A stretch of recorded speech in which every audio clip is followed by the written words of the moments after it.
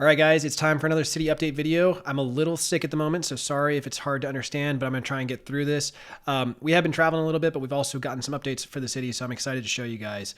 But before we jump into the total city overview and what has changed since the last update video, we did want to mention we have launched a bunch of new WeBrick kits this week, which is super exciting.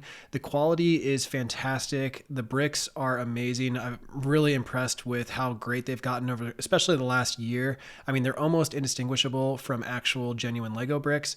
So it's really amazing, and they are a fraction of the cost. So these have now been uploaded to our website, custombrickkits.com. They are stocked and ready for shipment. We spent the week sorting. Well, I didn't because I was sick, but Miss AFL TV did. And so they are ready for shipment, but finally starting to feel better. And we're really excited with all these new kits. They again turned out great. They come with the stickers. All the parts are included. And for anything that WeBrick doesn't carry, we put in genuine Lego parts. And then we also have genuine Lego kits as well. So you can choose between the two. For example, the Prime truck is almost sold out, and that is genuine Lego, as is the Brick X van. We only have 2 of those left. We'll restock those soon after they are sold out. And then we've also been stocking up on our sticker packs. So those are ready for shipment as well. So all of those, again, can be found on the website, custombrickkits.com, which is separate from our instructions website. They are broken out that way, but again, I think you will be hard-pressed to tell a huge difference between the WeBrick and the genuine Lego ones. Again, all of the ones that you're seeing right now are built with 100% WeBrick parts, a couple Lego parts here and there for ones that WeBrick didn't carry. But anyway, back to the city, because I know that's what you guys tuned in. Just wanted to mention that before we begin. So the city is still a work in progress, obviously, but really coming along.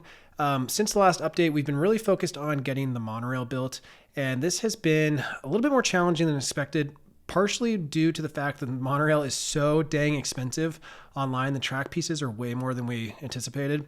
But we're starting to get it laid out to a way that I think works for the way that the city will be laid out. And the goal is to make it look very realistic with the pylons, as you can see. And then down below will be some retail area, which I'll explain more about in a moment. So the goal will be to basically have the monorail wrap around the downtown core of the city with a stop right here. And it'll basically wrap around kind of basically the skyscraper area. So it'll go around down here through the Santa Monica area, kind of pass through the building, Santa Monica to the right, and then down and around the downtown core, wrap around, and then come back down in front of the freeway area with another station right here. And as you can see, there's already some stairs and stuff, kind of testing the layout as it would be hopefully integrated into the downtown area. It's going to be kind of tricky just given the height adjustments, but the stairs would basically take you up to a platform, and then there would be a train station right there. And then again, down below would be kind of the sidewalk and retail areas, which I'm going to touch on again in a moment. But the tricky thing is we need to match it to our existing tram. And that is going to be really interesting, just given that the old monorail is just that. It's old, and we got to figure out how to make this design basically fit on the old design of the monorail, especially in the middle, because there's a motor, and then there's also a battery pack that needs to go in the inside. And so in looking at it, you have the motor in the middle, and then you have the 9-volt battery pack on the right. And so we got to come up with a way to basically house all of that. And what we did was we went into a studio and we started playing around with some design ideas. And we think we came up with something that resembles it pretty well. And as you can see, there's some spare parts hanging out just because we're not sure which ones we want to use right here to cover the motor. It might be white, and also these to kind of go on the side. But overall, I think it looks pretty good, and I think it's going to move pretty well over the monorail track. It's going to be one of those, we got to order the parts and test it, but overall pretty happy with how it turned out. So we're going to finalize it and order the parts soon. We've also been working on some other new builds like this Micro 737. This one is super cool.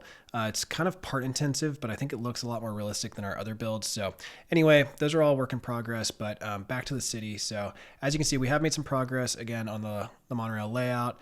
I think the track is going to look super cool once it's fully integrated. You can find a company online making 3D printed track pieces that are in the light bluish gray that matches pretty well with the modern light bluish gray. The problem is it doesn't match with the old gray that Lego made. And they are 3D printed, so they don't really have the clutch power that, traditional ABS plastic, which is what Lego's made out of, would have. So I don't know. We're contemplating putting that in or not. The problem is it won't match the old tracks. The old tracks light gray. We even bought old light gray tile pieces to match, but the new ones wouldn't match. So maybe we just put these in the back. I don't know. It's still something we're kind of playing around with. TBD on that. The other area we're talking about is making some retail kind of along this area in the back here, as well as some like small and mid-rise buildings.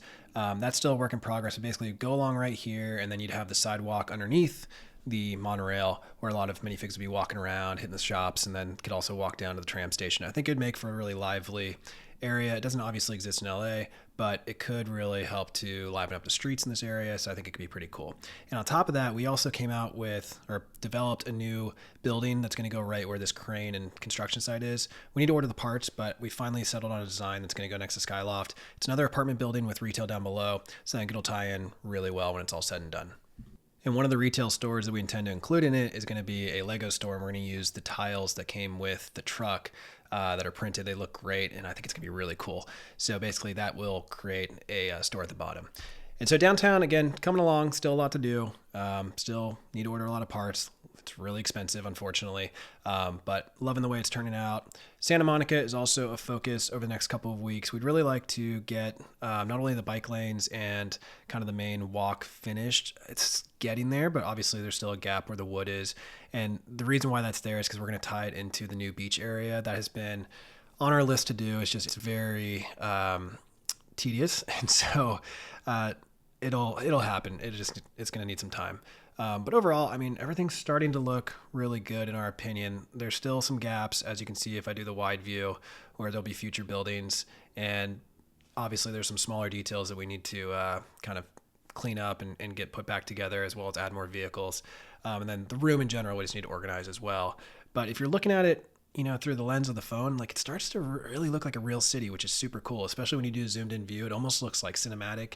And I think we're going to invest in some new filmmaking gear and see if we can put together some really cool videos for you guys. That's later down the road, but again, I think it could be pretty sweet. So anyway, that's it for this update. Hopefully more to come soon. Let us know in the comments what you guys like, or if you have any other ideas for us to incorporate. Thanks again for watching, and we'll be sure to see you next video.